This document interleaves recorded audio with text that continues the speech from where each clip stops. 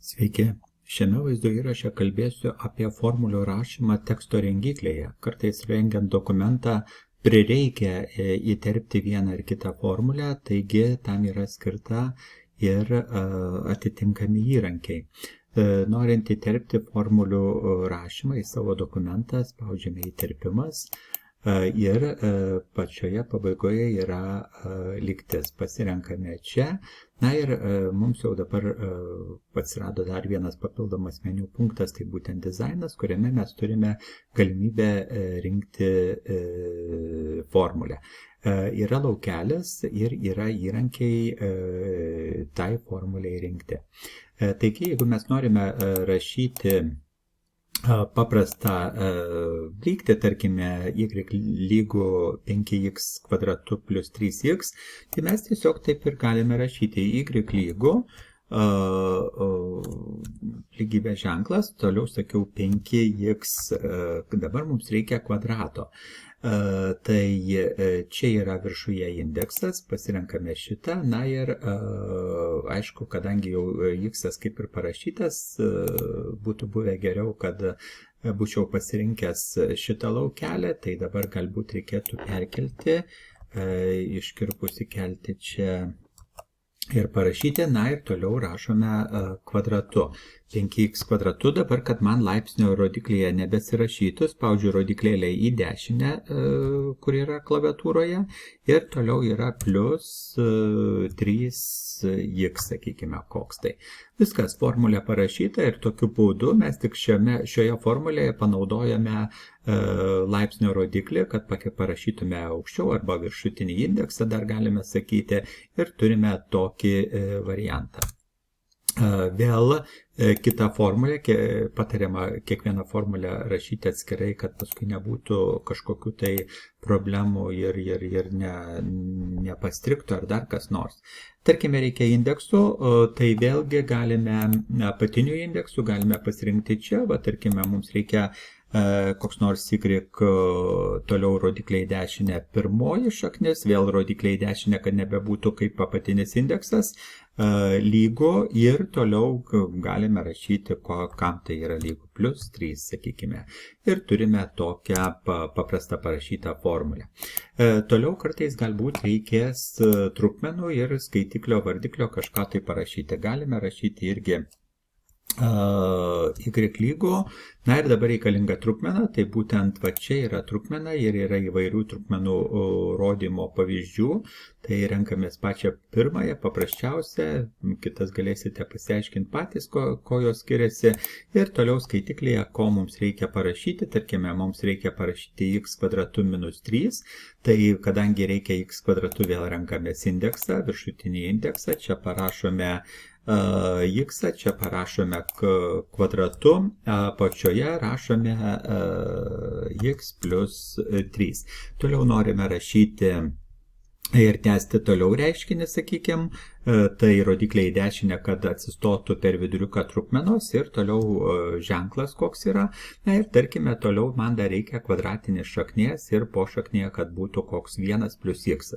Tai kvadratinė šaknis arba kitaip sakant, ne tik kvadratinė šaknis, bet gali būti ir kitokios, tai be šaknies laipsnio, tai tiesiog kvadratinė šaknis, na ir po šaknėje, kaip ir sakiau, vienetas plus x.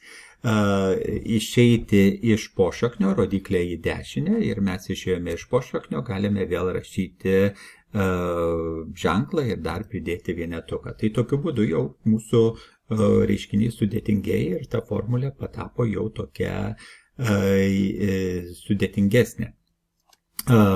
Toliau vėl kita nauja kažkokia tai formulė, tarkime, mums reikės tarkime sistemos kažkokios, tai čia, kur yra skliaustai, atkreipkime dėmesį žemiau, pavažiuokime, čia bus įvairių sistemų, iš 2 šakų, iš 3 šakų, mes galime pasirinkti kokią norime ir galėsime naudoti va tą sistemą. Na, iš 2 šakų, tik tai gal priekyje reikėtų parašyti y lygu, na ir paimkime tarkime 3x plus 15, paprastai imsiu plus 15, tik tai dėsiu kablelį ir paaiškinsiu, kad x, sakykime, yra mažiau lygu už 5 tegu būna. Tai x dabar mažiau lygu, atkreipkim dėmesį, yra čia. Tai ženklai už 5 sakiau, ne? Ženklai yra čia ir atkreipkim, gal bus reikalinga plus, minus, begalybė, lygų, nelygų, apytiksliai, daugiau arba lygu, toliau priklauso, nepriklauso, šitas taškelis sandaugos pi, beta, alfa, gamma, epsilon ir taip toliau, ir taip toliau. Tai čia galime mes pasirinkti tarp tų ženklų esančius simbolius ir turėti kažkokią. Na, toliau, jeigu mums reikalinga dar viena šaknis, sakykime, dar viena šaka užpildyti, galbūt kokiam nors vienetukui, kai x yra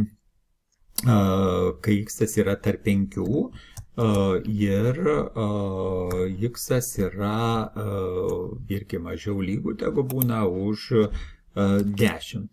Na ir dabar, jeigu aš paspausčiau dar vieną sykelę Enter, man jau atsiranda ir trečioji šaka, nors buvau pasirinkęs 2 šakas, bet atsirado trečioji šaka ir tokiu būdu aš jau galiu rašyti ir tą trečią šaką, kažkiek tai, sakykime, 0, kai x yra daugiau už 10. Na ir turim visą skaičių tiesiai iki 5, toliau tarp 5 ir 10, na ir kai daugiau už 10. Ir turime apskaičiavimus, kaip jie yra parašyti.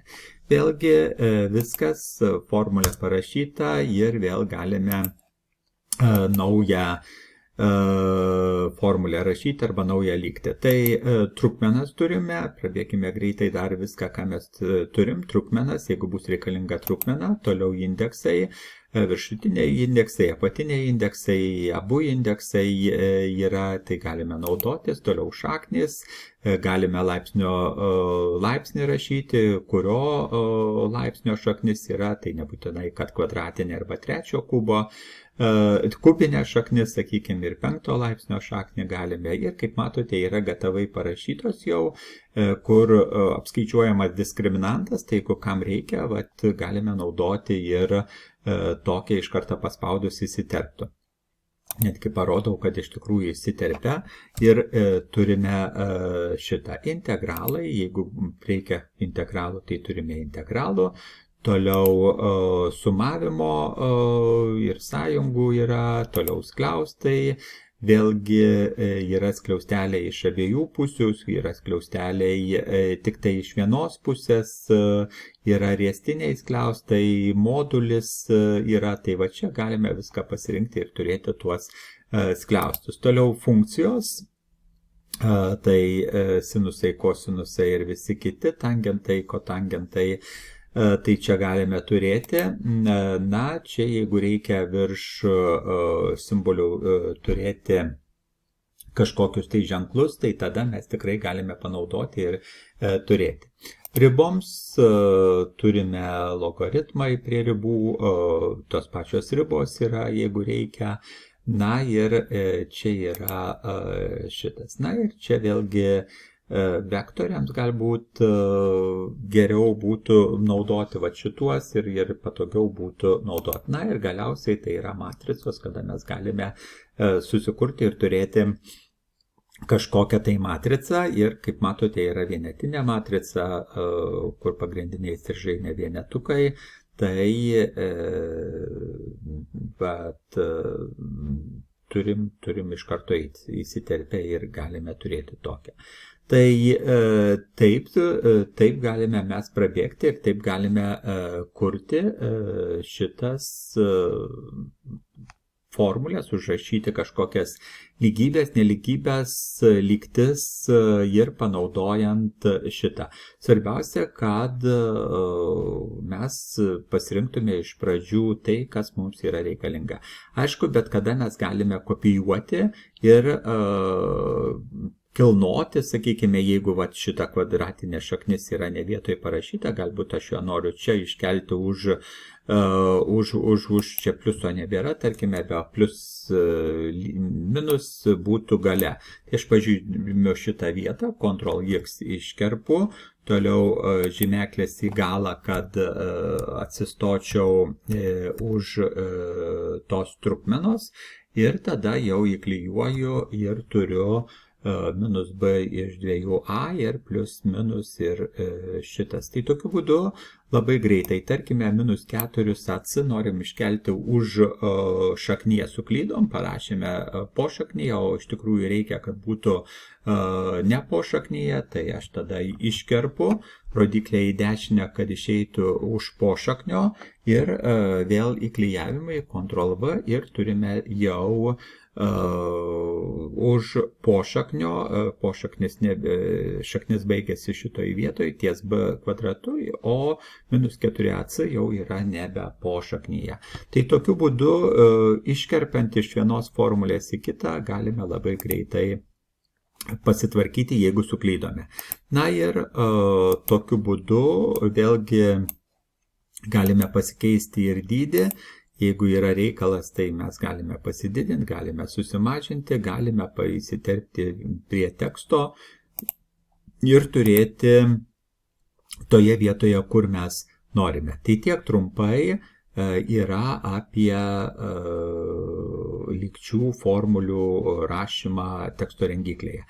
Tik tai jeigu norėtume redaguoti, tai tiesiog spraktelime toje lygtyje, ir toliau pasirenkame dizainas ir toliau yra viskas tas, kas mums yra reikalinga. Jeigu, tarkime, čia tarp dviejų yra dar daugybos ženklas, tai tiesiog parodau, kad pamatėm, kad trūksta daugybos ženklas, tai du kartą. Čia vėl, sakykime, galime įdėti ir čia daugybos ženklą, galime ir čia įdėti daugybos ženklą. Na ir kad aišku būtų, nors matematikoje ir taip aišku, bet tiesiog, kad būtų aiškiau, įdedame daugybos ženklus ir turim. Taigi, bet kada galime redaguoti jau parašytą formulę, pasiredaguoti ir turėti sutvarkytą ir galutinę. Tai tiek trumpai apie formulių rašymą tekstų rengiklėje.